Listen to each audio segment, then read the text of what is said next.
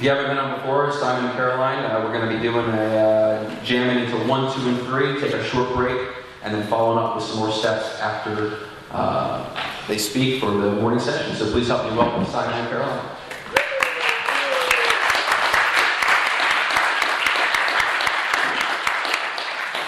Good morning, everybody. My name is Simon. I'm a recovered alcoholic. Hi, Simon. Good to be here this morning, and welcome back everybody who came back. Just to recap, I think just a couple of things on the scheduling.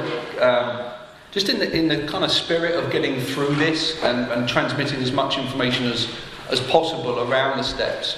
The early members of Alcoholics Anonymous believed in working the 12 steps of Alcoholics Anonymous at a pretty good pace. And what we're going to try and do is get through all 12 steps in the time increments that we have. So we were kind of hoping that for these 2 hours we'd at least kind of recap on 1. Caroline both going to 2 and 3, but hopefully finish up on step 7 by the end of this break. When we come back after lunch, probably focus on steps 8 and 9 in that hour. Then after the break again, there's a third session, cover 9 and 10. And in the final hour that we've got at the end of the evening, just focus on step 12, exactly the way they're doing the book, with an entire chapter devoted to it. That way, at least you get a snapshot of all 12 steps in the time increments that we have. I just want to, listening to Caroline last night was great around her first step experience and how that played out for you. I'll get into this probably in more detail in my story later on, but I just want to recap on some stuff on step 1, because my experience has been, I came to Alcoholics Anonymous at the age of 20 after an ugly and messy suicide attempt. I was then incarcerated into 3 mental institutions, and then sent to AA. And my experience was I relapsed 5 times in 5 years in Alcoholics Anonymous. But it doesn't surprise me now, because all I was doing was going to meetings. But I got the first part of step 1. I could admit all day I was powerless over alcohol. The judge knew I was powerless over alcohol. The employer knew I was powerless over alcohol. My family knew I was powerless over alcohol. I could see that I could not drink safely and that I was powerless over alcohol. But I couldn't do anything about it. Right. This is what you were saying last night, which was so succinct, in that I wanted to not do it, but I was unable to not do it. I didn't have the power to choose whether to do it or not. I was truly powerless over alcohol. So once it was in me, and then I was also powerless to not do it either. So I can admit that we were powerless over alcohol, but the big book talks about something different compared to what it says on the wall. The big book talks about we learned we had to fully concede to our innermost selves that we were real alcoholics. This is the first step in recovery. Yeah? And there was a difference for me between admitting, it's like, do you have a problem with alcohol? Yeah. Yeah. Yes, huge. So what? It was what it was. But fully conceding is a very, very different experience. Very, very different experience. It is gut-wrenching, internal. I'm screwed. Drunk or sober, this is going to kill me. I'm screwed. I need a solution. Because for me, drinking was a problem. Every time I would drink, pretty much, I would drink to get right, or drink to feel okay inside, and I'd end up, there'd be consequences to my drinking that arose out of the phenomenon of craving, like Dr. Silkworth writes about, is that I couldn't control the amount I drank once I start. And it's kind of like the easy part. So if I could see that everyone could see it, apart from me, because the delusion, I thought it was everybody else. Well, the judge is too strict. Why am I'm always in and out of the police station. What's the matter with them? Their laws are a bit too tight. My mum and dad were trained police officers, and it was just like, they could see it, and it was like, apart from me. Well, of course they're going to moan. My dad's a policeman, mum's a policewoman. They're going to be strict, aren't they? And of course it's the employer, because they make me get to work too early, and it's everybody else's fault. But the delusion of alcoholism, and it's not denial, the delusion of alcoholism is that I'm unable to see what I'm doing. When I'm in it, I can't see I'm in it. Everybody else can, but I can't. But I could admit I was powerless over it. Now, when I came into Alcoholics Anonymous, the first step was okay. I knew I couldn't drink. You know, there was a debacle after debacle that arose out of the phenomenon of craving. There were a long line of hurt people as a result of my drinking. So when I came into Alcoholics Anonymous after a suicide attempt that was ugly and it was real. It wasn't a cry for help. It was, you know, I just wanted out. I knew what I was doing was hurting people, destroying my mum and my sister, destroying jobs, destroying relationships. It was really, really bad. I didn't want to keep doing it, but I saw no way out. Mm-hmm. I saw no way out. And I just thought to myself, if this is life, you can have it. I'm done. I mean, I wrote these notes and I swallowed a whole bunch of pills with some other stuff as well, the outside issues that you were alluding to last night. And that was it. I was truly, I didn't want to die, but I just didn't want to carry on living the way I was living. And I couldn't do anything about it. And the only solution for me was just to die. So what? You know, crap existence anyway. You know, miserable, unhappy, restless, bored, fearful, horrible existence. I came to Alcoholics Anonymous, and it was like, okay, I can admit and accept that I was powerless over it. I got the allergy part, yes, easy. My experience is, Simon, when you start drinking, can you control the amount you drink? No. Okay, have you ever tried to stop on your own power and found that you couldn't do it? Yeah, and I can't. Welcome to Alcoholics Anonymous. Right. The problem is that once I stop, I don't get better. I get worse. And this is where the real alcoholic, or the person that has alcoholism, is different. As we read last night, we're different to normal people. Hard drinkers, moderate drinkers, problem drinkers, whoopee drinkers, they stop, they're fine. Apart from the hard drinker, he may be in a bit of health issues, but he's fine. I stop, horrible. Then the hell begins. The tension rises. The fear rises. The boredom sets in. The restlessness. You know, I was one of those guys, you'd sit in a room and legs shaking, you know, these people like this all the time. Come on. You know, things aren't happening fast enough. Irritable. You know, what are you looking at? You know, you got the email? Why didn't I get the email? Why didn't they get it? Oh. Discontent. You know, I wasn't happy. I was walking around miserable all the time. It's just nothing was ever quite right. You know? It's like, yeah, it's nice out there, but yeah, it's a bit cloudy, you know. The radio, it's like, yeah, oh, this is nice. Yeah, but I mean, his voice is winding me up a bit. And how's work? You know, it's okay, it could be better. And, you know, it's never happy. It was just never quite right. Now, the unmanageability, the second part of step one, when I'm drinking, is that I cannot manage the decision to stay stopped. I can't choose to not go back to it, right? It's that, you know, I'll make a promise, I'm never going to do it again, ever. 24 hours, 48 hours later, come for a drink? Yeah, just a couple. You know, I'll go into this in my story later on, but I went back to work after a suicide attempt about a week afterwards, and you know, I was like, no drinking. This time I'm not going to do it. This time I'm not going to do it. And I get to work, and they 11 o'clock, and they say, do you come into the bar? Yeah, but I'm just going to have a sandwich and an orange juice. We'll go for lunch. Yeah, that's fine. Walk down to the bar, and I'm going, right, orange juice. Orange juice. Simon, orange juice.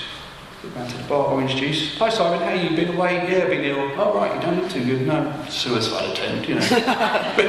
Been ill. And I get into the bar, and he says, oh, you know, sandwich, you have an egg mayonnaise sandwich, something like that, and orange juice. I'm going, orange juice. He said, what do you like to drink? I had a double gin and tonic, please, quickly. And I promised myself I'd be having orange juice, and then it set off the craving as soon as I had it. Didn't even have the sandwich. Straight away, gin and tonic, and then set off the craving, and I was. See, I wanted to not do it, I couldn't not do it. Second part of step one, when I'm drinking. What I learned, where I had the first step experience, but learning to fully concede to my innermost self that I was a real alcoholic was worse than drinking. Because I was bone powder dry in Alcoholics Anonymous, and all of a sudden the unmanageability, the second part of step one, was no longer about me choosing to drink or not. It was about how I'm living and how I'm thinking. Alcohol was not my problem because I was a dry member of Alcoholics Anonymous sitting in the rooms. Was I happy? Did suicide start to reappear in my thoughts pretty regularly? Yeah. Everybody else seemed to be able to put the plug in the jug and just come to meetings, don't drink a day at a time and you're going to be okay. That wasn't me. I'd come into the meetings and I'd sit there and I would feel not well. Yeah.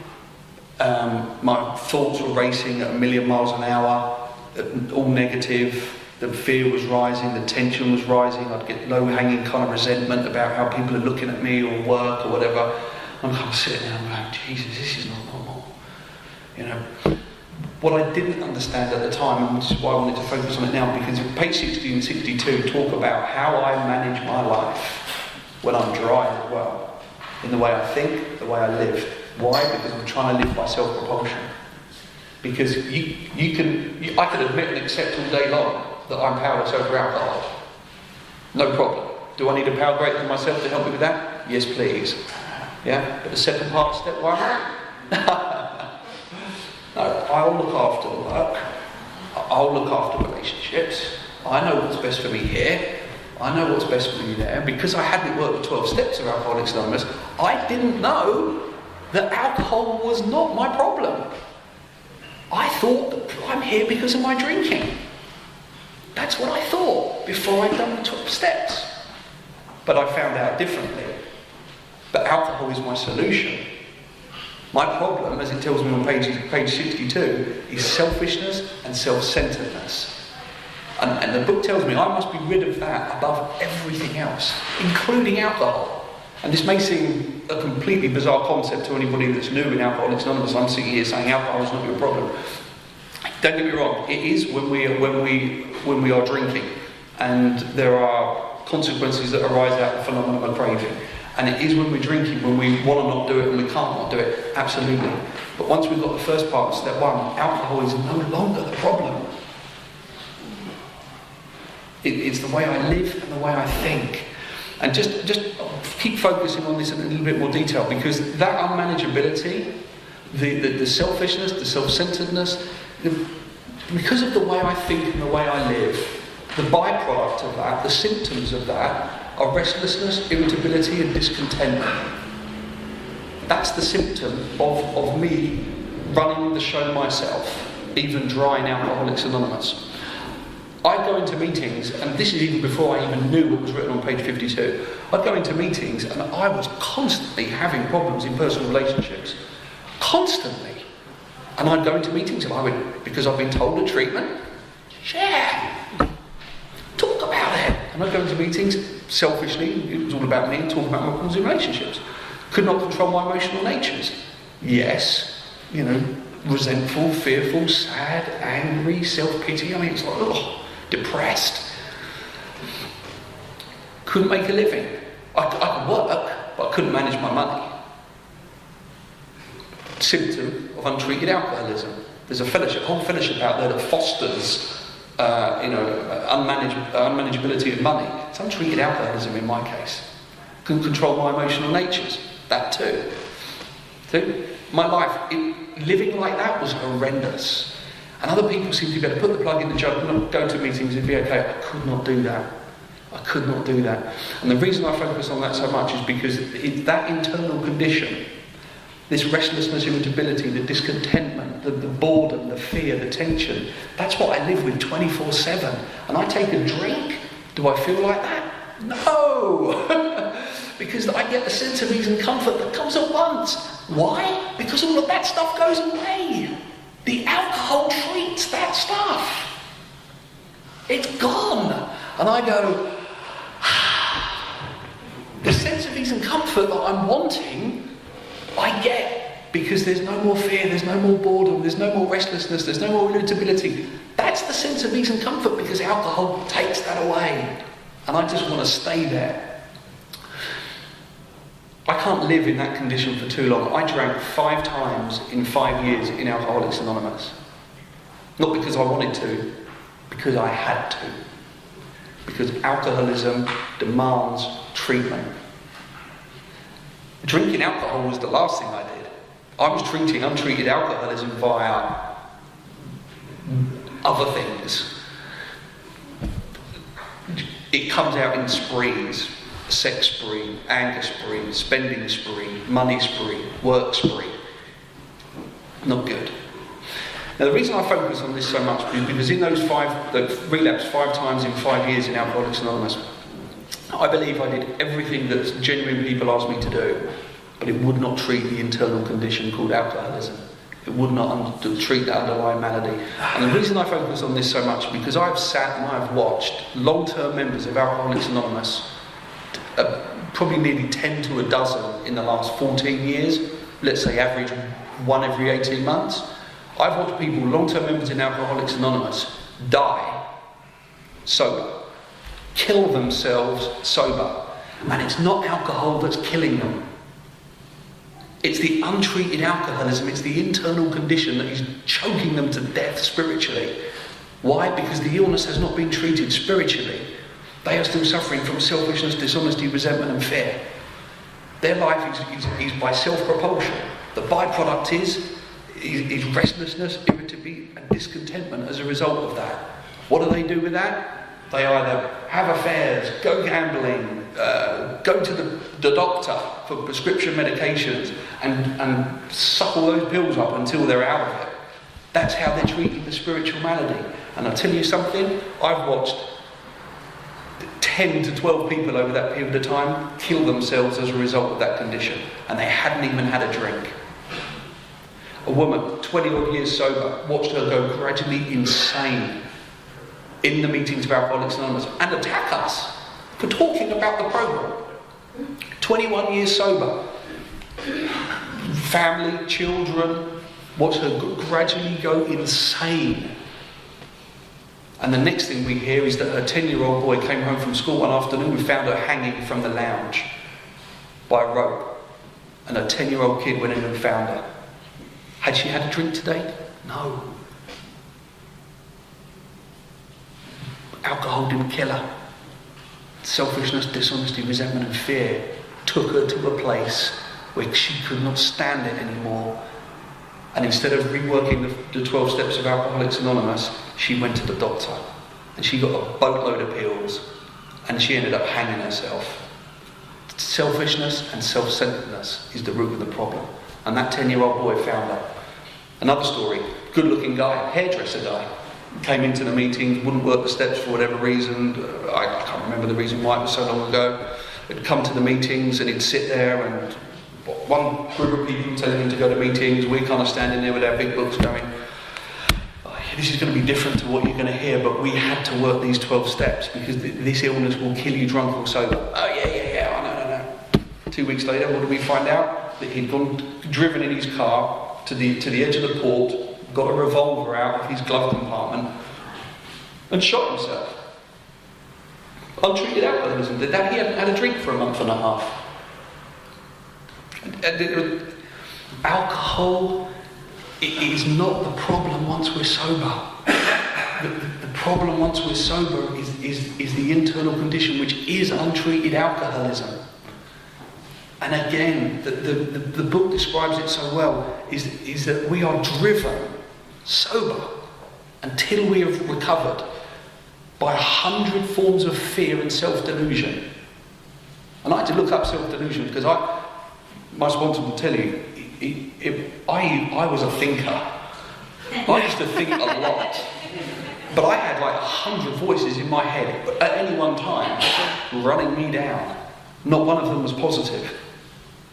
The chatter of a thousand monkeys. You're a loser, she's going to leave, you're not going to get this is going to happen. And I was just, fuck it, just kill yourself. No, don't do that. 24/7. And the self-delusion was the insane or psychotic beliefs that I hold as true when all the evidence is to the contrary. If you go to a doctor with that diagnosis, he'll diagnose you paranoid schizophrenic. But it's not. It's self-delusion. I'm driven by 100 forms of fear and self-delusion. And all my problems, and this was a real gut-wrencher, and then we'll move on, but all my problems what I thought was your fault and why I was drinking. My dad died in treatment. I was in treatment for 7 months. We spoke about my dad who died a lot. We spoke about my mum a lot. We spoke about my job a lot. It's the reason you drink is because of your dad. He was a policeman, and how would you feel if you were a policeman's son in this big, capital city of London, and everybody treats you different? And they're like, I'm like, yeah, it's my mum, and they're too strict, and this is that. I thought everybody else's fault. And the gut wrencher for me was when I looked at the truth, when I fully conceded to my innermost self, I was a real alcoholic, was that all my problems were of my own making. Second part, step 1. If I don't work these steps, I'm living, managing my life. And if I run my life my way, I run my life into the grave, back to a bottle or to a suicide attempt. The admitting I was powerless and the conceding were 2 different things, but so was the unmanageability. And I think the second part, step 1, is so important, because I suffer from delusion and I can't always see what I'm doing when I'm doing it. That's why I need a sponsor. That's why I need a higher power. That's why I need to do inventory, which we'll go into later, because I need to see this stuff. Alcoholism is a fatal, progressive illness, and it will kill me whether I'm drunk or sober. I have alcoholism. I don't suffer from drinking. I have alcoholism. It is a permanent, fatal, progressive illness, and unless it is treated spiritually, I will die. I nearly died twice. I will die again. This is life and death. This is life and death. Other people I've seen in Alcoholics Anonymous that think, once they put the plug in the jug and they come to meetings, everything will be okay. They die. They jump off car park roofs. They go to the porch. They shoot themselves. It's ugly. And I know that there's a lot of levity, there's a lot of kind of fun and fellowship in everything and what we do, but underlying this, there is a deadly earnestness. Because this disease will kill you drunk or sober. If you're a real alcoholic. That's been my experience. I nearly died getting here, and I nearly died 5 years into while I was here. Make sense? Yes. So it is one of the harder gets. For a lot of us, for myself, I was told many times that my problem was drinking and the solution was sober. Problem, drinking. So your solution, Caroline, must be sobriety. No, I have a sober problem. Sober's the worst.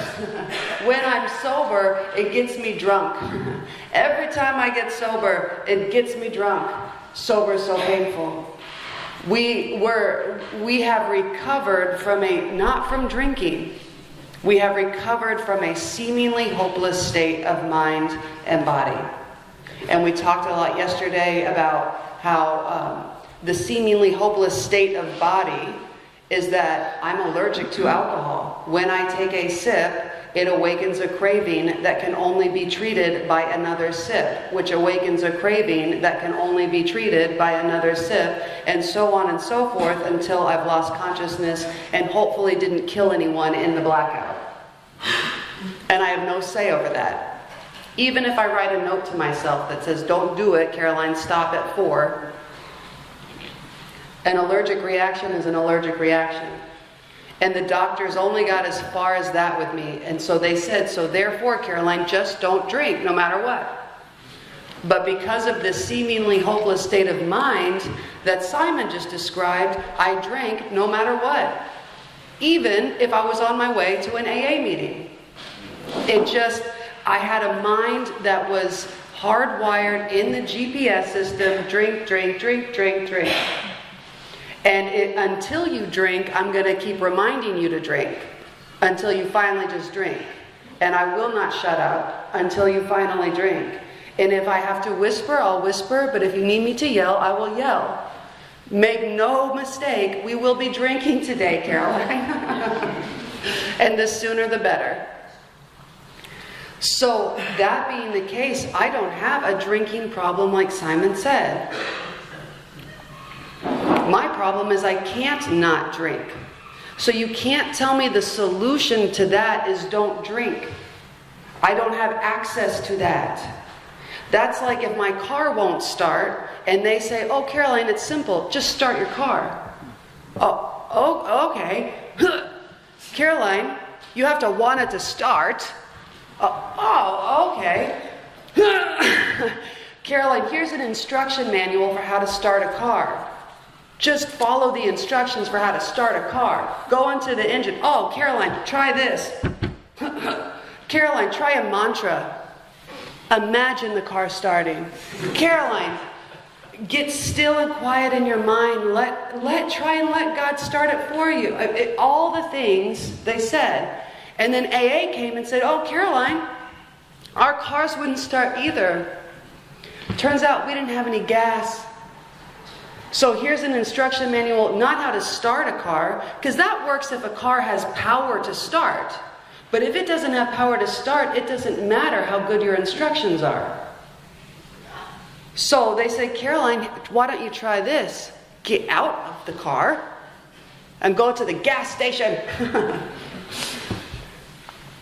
That's a much different step 2. Going to a power source is different than what I had been taught. What I had been taught was just stop. Get a hobby. Make some new friends. Plant a garden. All of which I did better drunk. So, what do I do? What's a girl like me to do? And so to be very, very, very clear, step 1 admitted we were powerless, that we couldn't manage the decision to drink or not drink. Step 2 is not, so we stop drinking. Step 12, this is not the story of how thousands of men and women stopped drinking. This is the story of how thousands of men and women connected to a power and recovered from a seemingly hopeless state of mind and body. Thank God. It's seeking a power is a much different way to spend one day at a time than this. I mean, I would have gone to my grave virtuously trying harder than all of the people driving by me. And no one would have known. So we get to step 2. But step 2 is not available until you are certain you cannot do it yourself. And as humans, and I think as alcoholics, it takes a lot of drinking to be certain that I can't do this myself. It does not take a lot of wisdom. Okay? It doesn't take a lot of spiritual literature. It doesn't take a lot of thinking.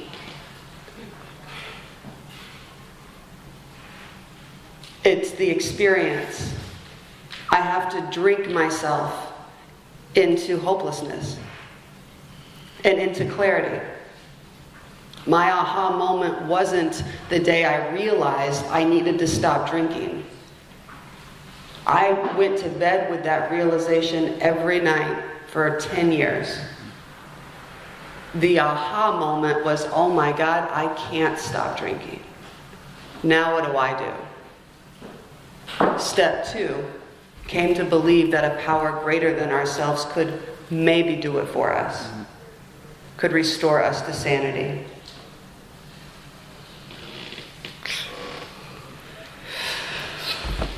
We're agnostics starts off, just to recap, it says if when you honestly want to, you find you cannot quit entirely, or if when drinking you have little control over the amount you take, you are probably alcoholic. Page 44, first paragraph.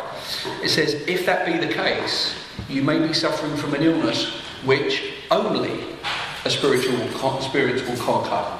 Doesn't say maybe, doesn't say potentially, doesn't say alternatively, it says only a spiritual experience will conquer. Okay, that's pretty directive. That's pretty succinct, and they're isolating it and saying only. Okay, great, but they're saying I can conquer it, and only a spiritual experience will conquer it. Great, how do I have one of those? Okay, this is exactly what this book is about. On page 45, just on the last next paragraph, it says, to be doomed to an alcoholic death or to live on a spiritual basis are not always easy alternatives to face. I think it's probably one of the biggest. I think they must have written that tongue-in-cheek for the alcoholic. Spiritual life, I don't know what that looks like, so naturally I'm contempt prior to investigation, not going there, or doomed to an alcoholic death. How bad is an alcoholic death? An alcoholic death. Or to live on a spiritual basis of life. Well, that's got the word spiritual in it, so my mind snaps shut immediately. So I'm going to flirt with this thing of, okay, death, do they really mean death? I'm not sure. Is it death? Yeah. Next page. It says lack of power. That was our dilemma. Second paragraph, page 45. Lack of power, that was our dilemma. We had to find a power by which we could live. It doesn't say we had to find a power which would solve our drinking. It says we'll find a power by which we could live. But it had to be a power greater than ourselves. Obviously. Is it? The question I ask when I'm working with new people is it? Is it obvious to you that this power has to be greater than you? But where and how are we to find this power? Question mark. Well, that's exactly what this book is about. Its main object is to enable you to find a power greater than yourself that will solve your problem. Not going to spend too much time on this because there's something else on page 47, and maybe Caroline will come in with some of her experience. But is it obvious that the power needs to be greater than me? If I'm powerless over alcohol and I cannot manage my own life, that power has to be greater than me, because my human will, as my human resources, as marshalled by the will, failed entirely. Relationships, money, job, the management of my life, how my life goes, what I want, how I want it, blah, blah, blah, blah, blah, blah. But it has to be greater than myself. We're not asking for it to be fully defined or for you to understand what this power looks like now. Just, are you open for it being a power that's greater than you? And there are a million powers that are greater than me out there. I am not that powerful. I think I am. The delusion says I am, but I'm not. There's a million powers greater than myself out there. I just need to choose one that makes sense to me. Page 47. And this is step 2. This is really step 2. It says we needed to ask ourselves but one short question. Really? One short question on step 2?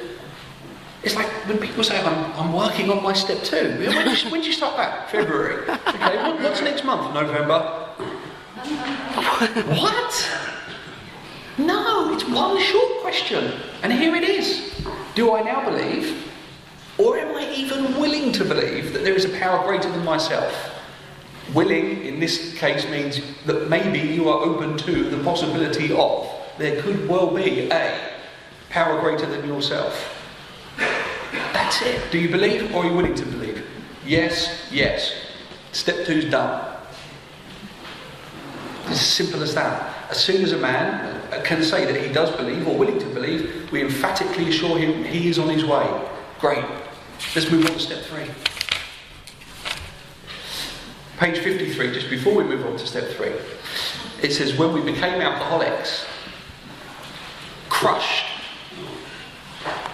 by a self-imposed crisis. I don't see the word alcohol in there. Sure, it said drinking. Shall I call General Service Office and just tell them that they've missed a word out in there? A key word. By a self-imposed crisis, we could not postpone or evade. We had to fearlessly face the proposition that God is everything, or else he is nothing. God either is or he isn't. What's our choice to be? Well, somebody once said to me, I would rather live my life believing that there was a God and find out there isn't one, or live my life believing there's not one and find out there is one. Mm. It had to be everything.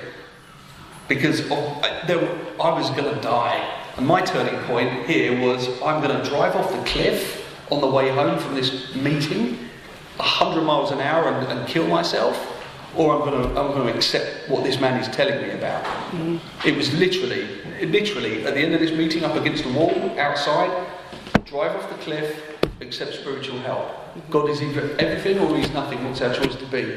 Well, I'm going to go with everything. That sounds perfectly reasonable to me, because I know what the alternative is. It's death. And then page 55 here, it tells us where we're going to find that power. And the great thing is that we don't actually have to look outside ourselves. The book tells us we need to find one, why we need to find one, how we're going to find one, and where it's going to be. And page 55 says that deep down in every man, woman and child is the fundamental idea of God. And they use God in the big book because it is the respectful name to a universal power. Universal name to a power. It's not the three letters that we're interested in. It's the power behind those three letters. It's the power behind God, the power behind the words. That's what it's about. That's what I'm trying to access here. And it says here, we found the great reality deep down within us, in here. We can only clear the ground a bit. Sounds like steps 4 through 9 to me. If our testimony helps sweep away prejudice, enables you to think honestly, encourages you to search diligently, sounds like 4 through 9 again, within yourself. And if you wish, you can join us on the broad highway. Sounds like step 12. Broad highway is shoulder to shoulder, carrying this message, living this way. With this attitude, you cannot fail. The consciousness of your belief is sure to come to you. And I'll just finish on this before Caroline can say a few things on that. That is very, very simple. I didn't need to. If I have to spend weeks and months contemplating about what that power is, I may not need that power. I may not be suffering from an illness that only a spiritual experience will conquer. I needed to access power quickly. Didn't really matter what it was. Does it make sense to me? Kind of. Am I going to die if I don't get it? Yes. Do I know that at the time? I have a fair idea. But does it really matter? Am I willing? I'm open to the fact that there may be possibly a power out there that is potentially bigger than me. Move on. Simple as that. Doesn't need to be any more complicated on that. If I have to, or if other people have to spend weeks and months contemplating, fully defining that, you're dealing with alcoholism here. Alcoholism is coming at me 100 miles an hour. Restlessness, irritability, discontentment, delusion, fear, self-delusion, problems, tension. Do I have time to contemplate how long? Well, I think my God needs to be like this, and it's like this. It doesn't matter, you're going to die. Find one. Yeah. Now. Move on. If I don't work the steps quickly, the obsession to drink comes back and it will drag me to the gates of insanity and death. Thanks. So, we don't come to this power or come to believe that maybe a power because we're so pious. This doesn't happen on our best day. This happens on our worst day. And like Simon said, I remember one time I was riding my bike through New York City. We were just talking about this, and I'm riding down, and I take a beautiful left turn, and I did my signal, and I took a beautiful left turn, and I saw out of the corner of my eye this car that was certainly going to hit me, and there was no way around it. The best bicyclist couldn't steer around it. It was not because of my religious study. It was because I was crushed. I was panicked. And I only had a split second to say, oh dear God. There was no time to say, but is it a loving God? Is it Eastern? Is it Jesus? Who is this God? And what does he care about me? There was no time. I had 1 second. Our window of desperation lasts about a second. It wasn't because I was religious by nature. It was because I was scared. And I knew the only hope I had was that there was maybe a power bigger than me that could get me out of this. Now, and what we're going to get into is step 3, and the rest of the steps, I can pray all I want, but if I'm also trying to steer around it, there only gets to be one captain of the ship. The magic of the prayer was the action I took to let God guide the ship. So, oh dear God, and I took my hands off the steering. I needed both, the prayer and then the action. So I think, Jason, we're going to take a break. Is that what you were saying? We're going to take like 15 minutes so that we can then get into step 3 and then what that action looks like. Because it's one thing to say, dear God, but I was taught in AA, all you had to do was look at the sign. I don't know how you do it here. In America, there are many AA rooms. Not so many steps, but lots of slogans.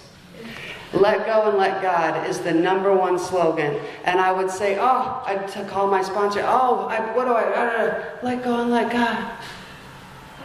All right, what the fuck is that? How do I do that?